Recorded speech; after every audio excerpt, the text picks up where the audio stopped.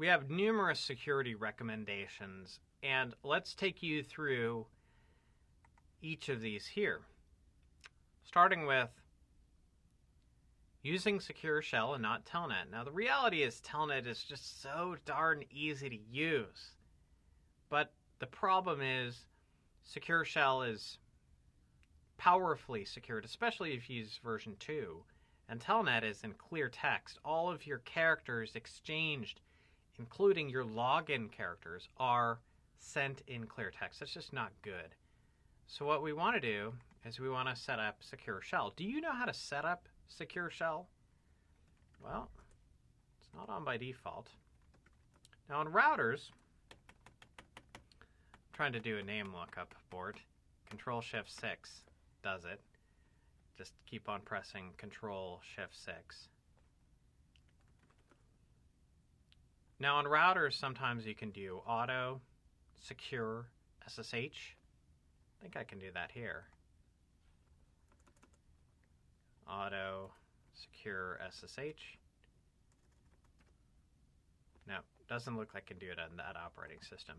But on switches, we have to do this really from scratch, and it's a good thing to do it from the top of your head. I'm going to do this on ASW2, by the way. So, show. I don't have this running. I don't have anything prepped. So let's go in and prepare Secure Shell. It's one of the first things that I do.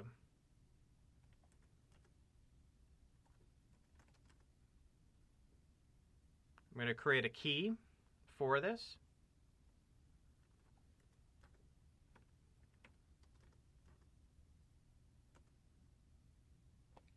Now, a key is needed for Secure Shell, but you also need a domain name. So I'm going to create a domain name,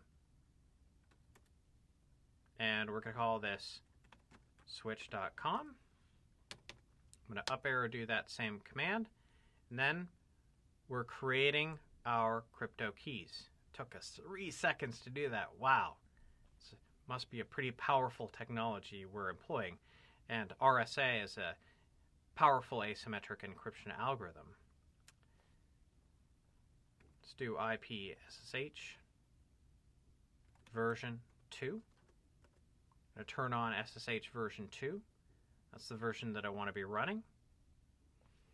Any other commands that I want to execute here? You can modify the authentication retries, change the port if you wanted to,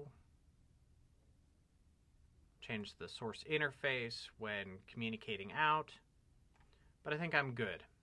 I've got a number of things configured now, specifically the version, the key, the domain name. So those are some elements that I will do in global configuration mode. Then we want to go to line configuration mode. So we'll do line VTY 0 through 15, and I'll say login local. And that's really imperative because Secure Shell is based on users logging in, not just blind connections. And I'm going to do transport input. This basically says what protocols can come in. You could allow for both Telnet and Secure Shell if you wanted to, but we want to turn off Telnet. That was one of the recommendations. Let's just be really clear. Turn off Telnet. Don't even let people use it. Don't give them the opportunity. Don't just educate them. Remove that from their possibilities. So transporter input SSH, great. And then I want to log in for this user. So we're going to do, this says, login local says use the local user database. So I'm going to say username Dan for myself, locally encrypt the password, give myself a privilege level of 15, and then I'm going to test this out. Let's see if we got everything cooked. It's fun coming up with this config in our head. Do show IP int brief. Forget the IP address. Looks like it's up. Okay, it's the .6 IP address. And I'll telnet secure shell from this device.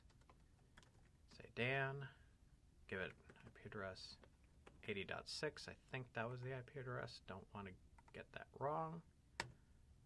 Press enter. Password. Great. So this is going to be the password for Dan. I'm going to press enter. Because I have privilege level 15, I'm whisked away into, I think I can do this. Current level, privilege level is 15. So that's how we set up secure shell. Know how to do that with confidence. It takes a little getting used to. There's some things that you can easily forget, like the domain name, generating the crypto key. But once you have that prepared, then you are good to go. Let's also just check a few things while we're at it. We'll do a show users. It shows us that the username of Dan is coming in on the VTY0 line. Good. It's trying to do some resolution. What else? So show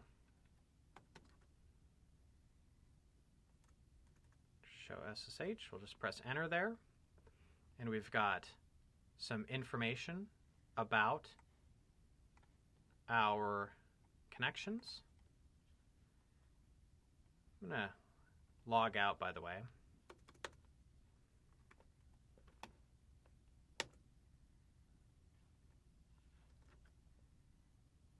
Just want to do one more thing here.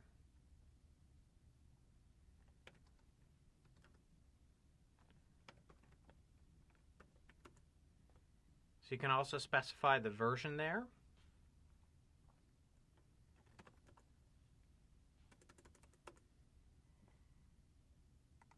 Do another show SSH version, and because I changed my connection version to version 2, that is also now being reflected in my show SSH output. So just a little bit of difference there in terms of the output. Really, this is one of those things that's imperative nowadays. You cannot leave Telnet on.